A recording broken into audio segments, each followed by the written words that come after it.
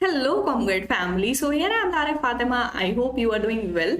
So as you all know, यहाँ हम कर रहे थे second year BCom semester third का अकाउंट्स एंड आज का टॉपिक है हमारा पार्टनरशिप फाइनल अकाउंट्स का सेकंड टॉपिक। ठीक है, सो फर्स्ट टॉपिक जो है इंट्रोडक्शन का वो हम ऑलरेडी कर चुके हैं। प्रीवियस वीडियो में मैंने आपको कुछ एडजस्टमेंट्स कराई थी जो बहुत ज्यादा इंपॉर्टेंट है फाइनल अकाउंट्स को लेके। ठीक है, फाइनल अकाउंट्स क्या होते हैं, कौन कौन से अकाउंट्स बनाने, वो हमने थ्योरी में देखा था, बट आज की वीडियो में हम देखने वाले हैं फॉर्मेट जो लेजर अकाउंट होते हैं। फाइनल अकाउंट्स में हमें कौन कौन से अकाउंट्स बनाने हैं, क्या क्या चीजें फिल करनी है, वो सारी चीजें हम आज की वीडियो में देखने वाले हैं। बहुत ज्यादा इंपॉर्टेंट होने वाली है आज की वीडियो, सो लास्ट तक देखना, ध्यान से देखना। ठीक है, सो आज की वीडियो में हम क्या क्या चीजें कवर करने वाले हैं वो देख लेते हैं। फर्स्ट है हमारा pro forma of final accounts. Final accounts जो भी हम बनाते हैं, trading, P&L, balance sheet, partners capital account, ये सारे फॉर्मेट देखने वाले हैं।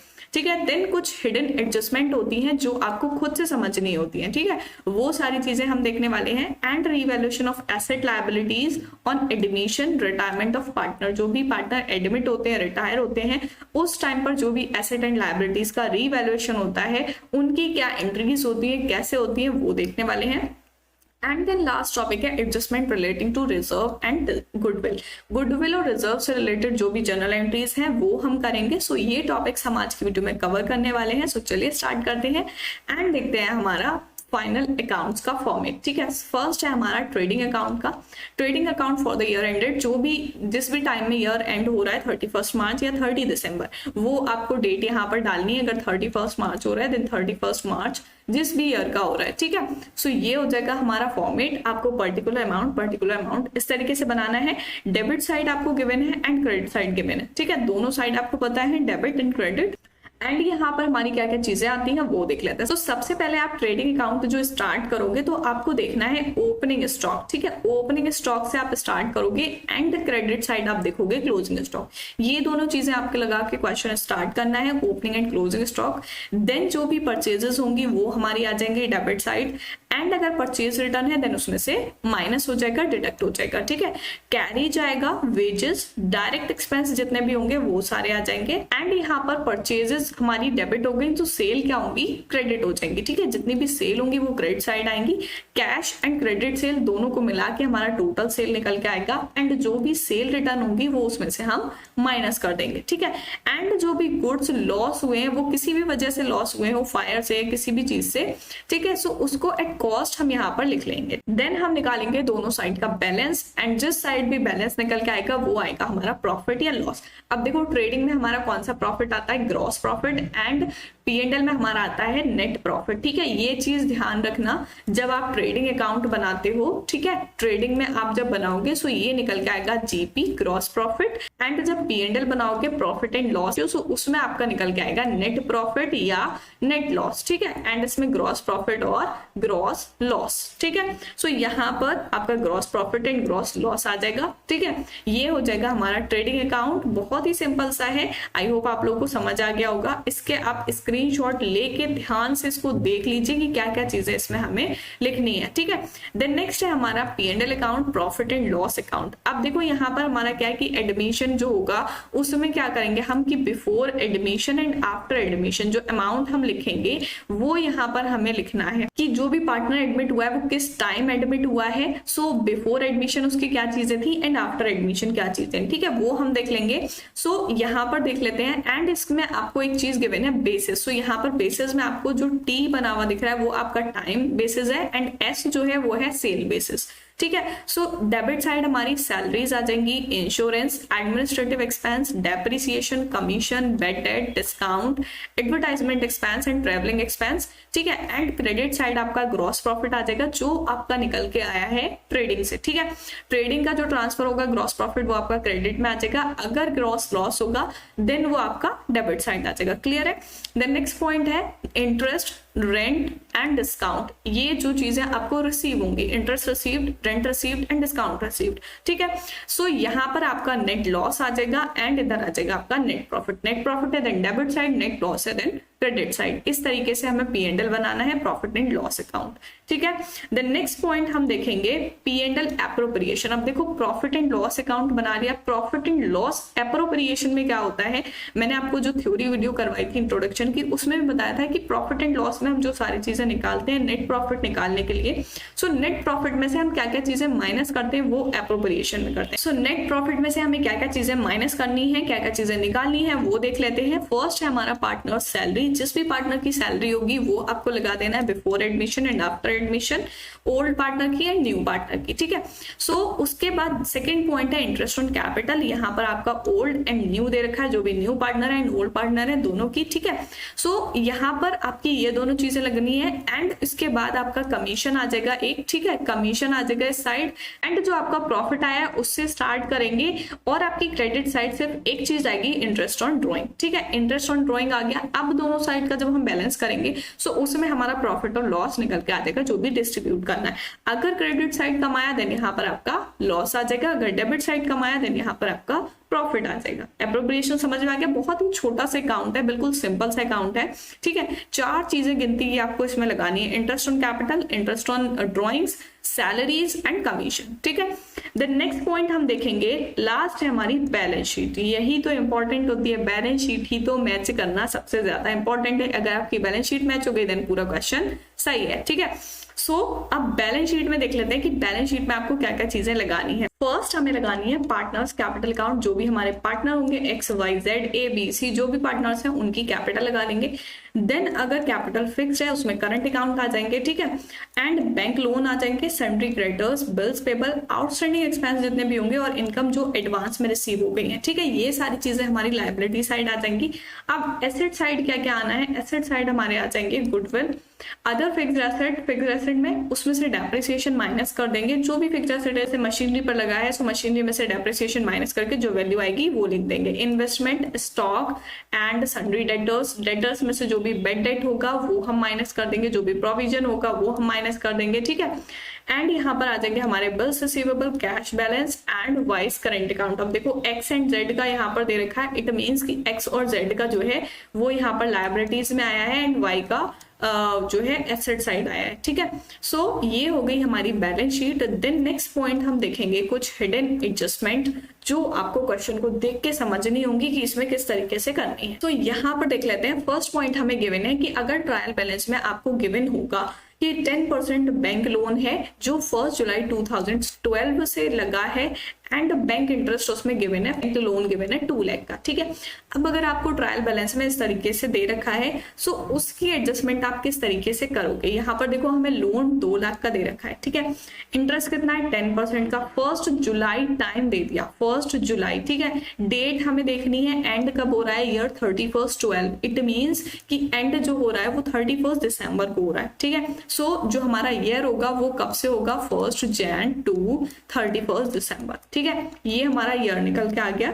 अब 2 लाख जो हमारा अमाउंट है लोन का, ठीक है, 2 लाख लोन का अमाउंट है, उस पे इंटरेस्ट निकालने के लिए क्या करेंगे 10/100, ठीक है। जो भी रेट होता है अपॉन में 100 कर दिया। एंड जो टाइमिंग लगेगी वो कैसे लगेगी, यहाँ पर टाइम कितना आपको गिवन है 1 जुलाई गिवन है।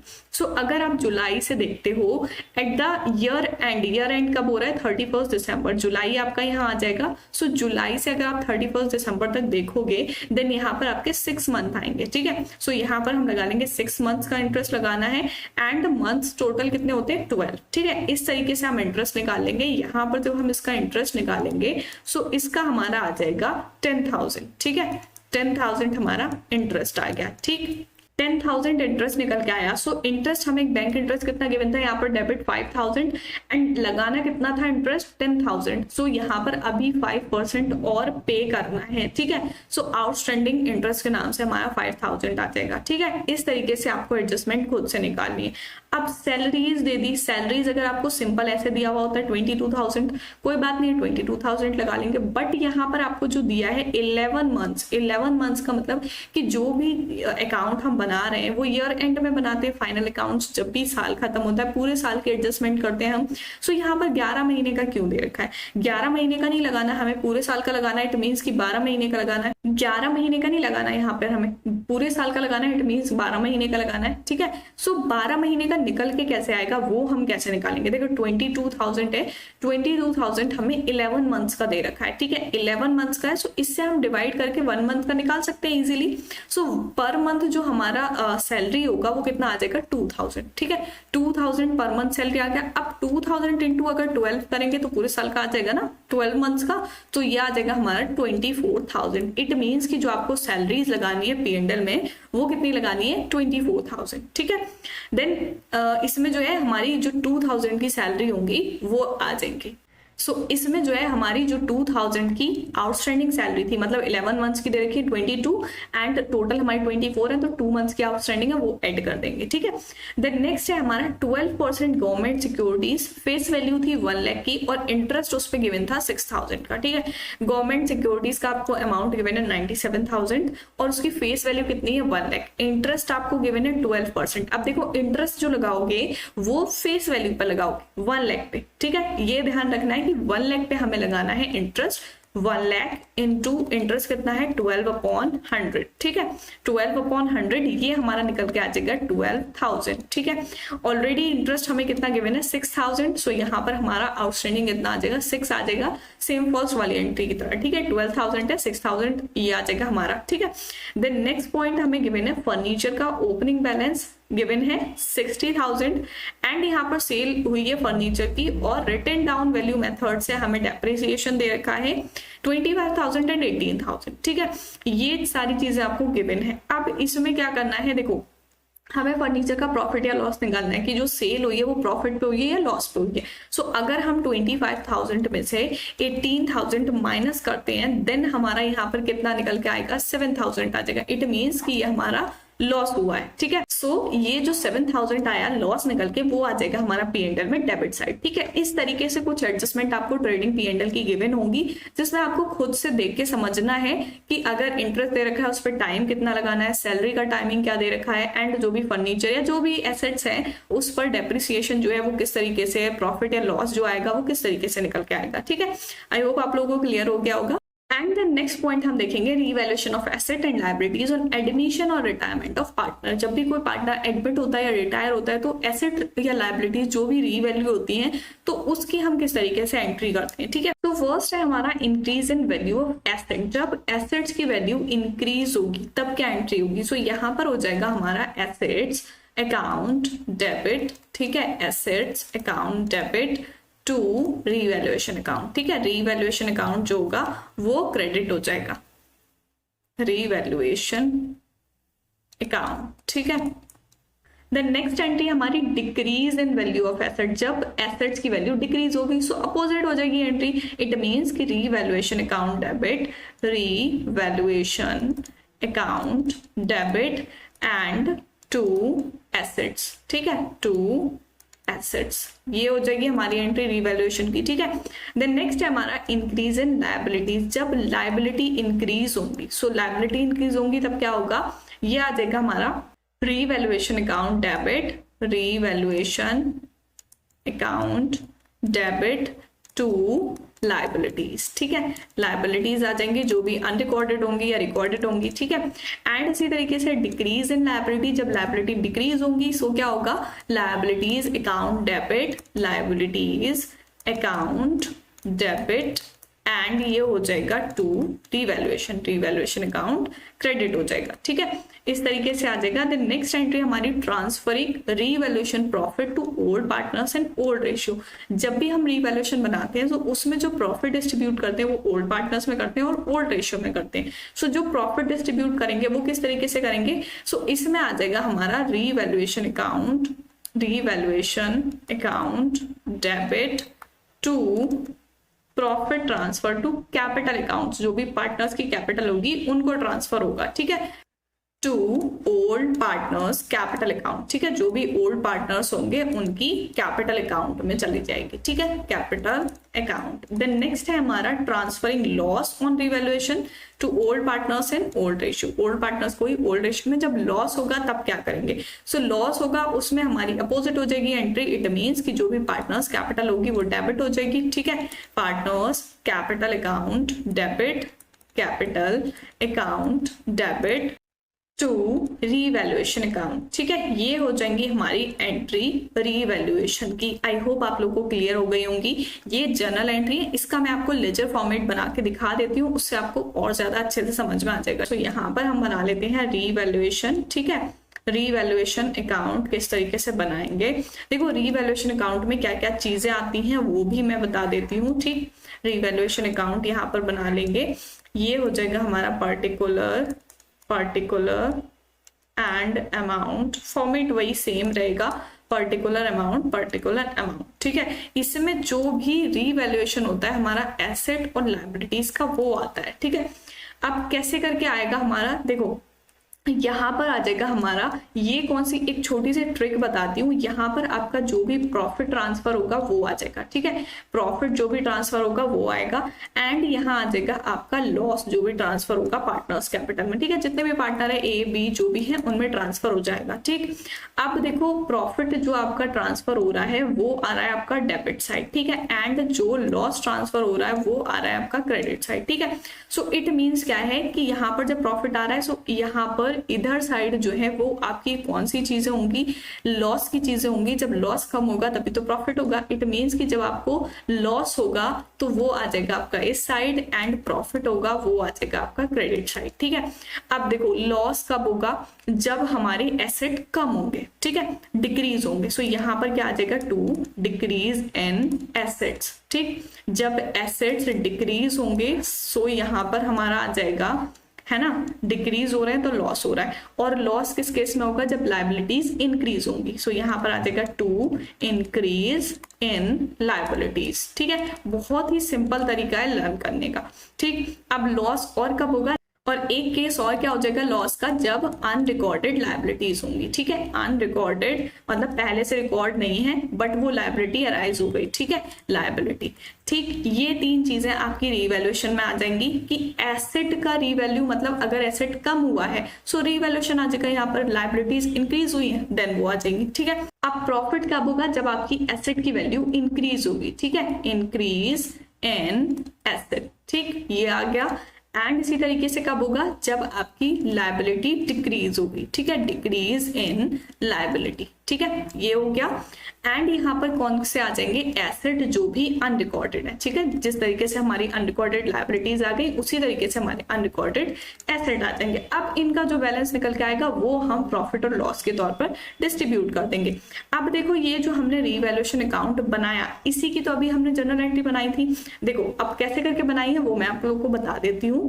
फर्स्ट एंट्री हमारी क्या थी, increase in value of asset. Asset की वैल्यू इंक्रीज हो रही है so asset account debit to revaluation, ये एंट्री बन रही है। सो देखो हमने कहा लिखा है एसेट की इंक्रीज हो रही है, ये है हमारा फर्स्ट पॉइंट, एसेट की वैल्यू जब इंक्रीज होगी। सो एसेट की वैल्यू इंक्रीज हमारा किधर साइड आया, by side. It means revaluation की क्या है, क्रेडिट साइड है। ये होती है हमारी डेबिट साइड एंड ये होती है क्रेडिट साइड। ठीक है, डेबिट और क्रेडिट पता है ना, सारे अकाउंट्स में ऐसे ही होता है।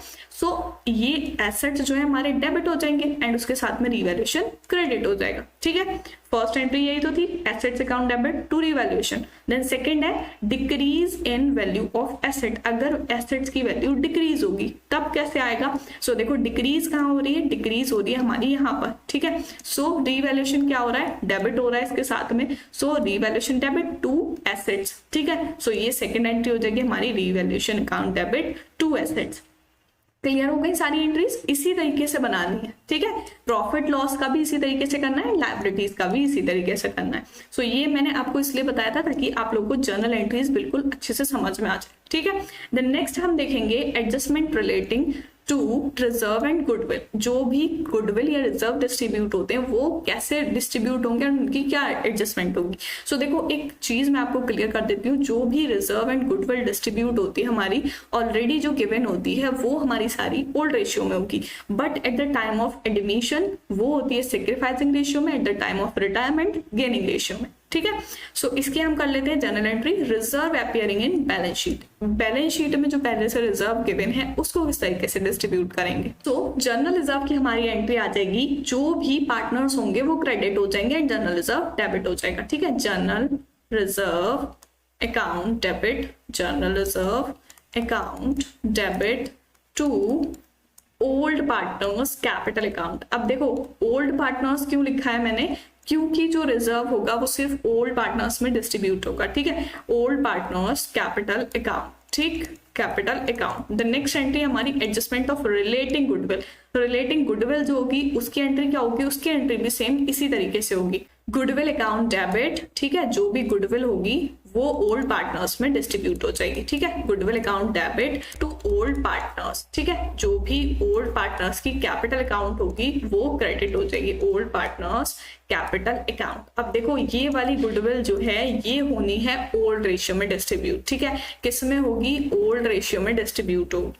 द नेक्स्ट है goodwill was raised and write off, raise हुई है या फिर राइट ऑफ हुई है, मतलब बढ़ी है या कम हुई है, सो उसकी एंट्री क्या होगी। सो यहाँ पर जो भी इनकमिंग पार्टनर्स होंगे, इनकमिंग मतलब जो भी न्यू पार्टनर्स या जो भी आएंगे पार्टनर्स, इनकमिंग पार्टनर्स डेबिट हो जाएंगे, ठीक है, incoming partners debit and to यहाँ पर आ जाएंगे ओल्ड पार्टनर्स, जो भी ओल्ड पार्टनर्स होंगी उनकी कैपिटल आ जाएगी, ओल्ड पार्टनर्स कैपिटल अकाउंट, ठीक है। अब ये गुडविल किस में डिस्ट्रीब्यूट होगी, सेक्रीफाइसिंग रेशियो में, ठीक है, ये वाली होगी आपकी सेक्रीफाइसिंग रेशियो में। सेक्रीफाइसिंग रेशियो किस तरीके से निकलता है, आपको ओल्ड गिवन होगा एंड न्यू गिवन होगा, ओल्ड में से हम न्यू रेशियो माइनस कर देंगे, वो आपका आ जाएगा सेक्रीफाइसिंग रेशियो, ठीक है। अब देखो आफ्टर एडमिशन मतलब एडमिट हो गया पार्टनर, उसके बाद जो नया वाला है वो भी डेबिट हो जाएगा, सो उसके बाद किस तरीके से डिस्ट्रीब्यूट होगी गुडविल, सो हम पार्टनर्स लिख लेते हैं, सारे पार्टनर्स कैपिटल अकाउंट डेबिट, ठीक है, कैपिटल अकाउंट डेबिट एंड यहाँ पर आ जाएगी टू गुडविल, ठीक है, टू गुडविल, ये आ जाएगा हमारा after admission. The next entry and last entry हमारी incoming partner being his share of goodwill in cash. जब कोई नया पार्टनर बिजनेस में एडमिट होता है, एडमिशन हुआ है किसी नए पार्टनर का, सो वो अपना शेयर कैश में लेके आया है, ठीक है, सो उसकी क्या एंट्री होगी। अब देखो कैश में लेके आया, सो बिजनेस में कैश आया, वो क्या होगा, जो भी ओल्ड पार्टनर्स है उनमें डिस्ट्रीब्यूट हो जाएगा, ठीक है। सो यहाँ पर इसकी दो एंट्रीज हो जाएंगी, फर्स्ट होगी हमारी कैश आया बिजनेस फॉर्म में, it means cash account debit, ठीक है, कैसे आया, गुडविल से, ठीक है, टू गुडविल, ठीक, गुडविल अकाउंट, जो भी नया पार्टनर आया वो गुडविल लेके आया, सो टू गुडविल, ये होगी हमारी first entry. Then next entry जो होगी, सो उसमें जो ये पार्टनर गुडविल लाया था, ठीक है, वो हो जाएगी debit, goodwill account debit and इसमें क्या हो जाएगा, ये डिस्ट्रीब्यूट हो जाएगी ओल्ड पार्टनर्स में, ठीक है, टू ओल्ड पार्टनर्स अकाउंट, ठीक, क्लियर है। दो एंट्री बनेंगी इसमें, जब कोई नया पार्टनर गुडविल लेके आता है at the time of admission, so वो क्या हुआ, फर्स्ट एंट्री हुई कि वो कैश में लेके आया गुडविल रेज हुई, गुडविल क्या होगी, ओल्ड पार्टनर्स में क्रेडिट हो जाएगी, ठीक है। ये थी हमारी जनरल एंट्री कि हम जब रिजर्व और गुडविल डिस्ट्रीब्यूट करते हैं सो किस तरीके से करते हैं। देन नेक्स्ट है आपके प्रैक्टिस क्वेश्चन जो है फिलअप्स, आपको फिल करने हैं। अगर लेक्चर आपने ध्यान से देखा है देन आपको अच्छे से समझ में आ जाएंगे। सो फर्स्ट है आपका wages paid for installation of machinery must be debited to. अगर मशीनरी इंस्टॉल करने के लिए वेजेस पे किए हैं सो वो कहां पर डेबिट होंगे, ये हमने प्रीवियस वीडियो में भी देखा था, ठीक है। Reserve appearing in the balance sheet belong to the, जो रिजर्व बैलेंस शीट में आते हैं वो कहां से बिलोंग करते हैं। देन थर्ड है if the incoming partner is bringing his share of goodwill in cash the journal entries will be. अगर इनकमिंग पार्टनर जो नया पार्टनर आ रहा है वो अपना शेयर गुडविल का कैश में लेके आ रहा है, सो क्या जर्नल एंट्री होंगी, अभी बताया है वही सेम एंट्री हो जाएगी, ठीक है। फोर्थ है variable expense related to sales are to divided in ratio. जो वेरिएबल एक्सपेंस होते हैं सेल्स से रिलेटेड वो कौन से रेशियो में डिस्ट्रीब्यूट होते हैं, डिवाइड होते हैं, ठीक है। देन लास्ट है net profit loss before admission should transfer to partners in their old profit sharing ratio. कहाँ ट्रांसफर होगा नेट प्रॉफिट बिफोर एडमिशन, उनके ओल्ड प्रॉफिट शेयरिंग रेशियो में। सो ये कुछ फिलअप्स हैं जो आपको फिल करने हैं। प्रीवियस वीडियो थी एंड जो आज की वीडियो है इन दोनों में से आपको देखना है, क्योंकि जो हमने प्रीवियस एडजस्टमेंट की थी उससे रिलेटेड भी कुछ इसमें फिलअप्स हैं वो आपको फिल करने हैं, ठीक है। एंड जितने भी आप लेक्चर्स करते हो उससे ज्यादातर कोशिश करो कि fill ups, true false and matching और जो भी एमसीक्यू क्वेश्चंस है वो जरूर खुद से सॉल्व करके देखो, ठीक है।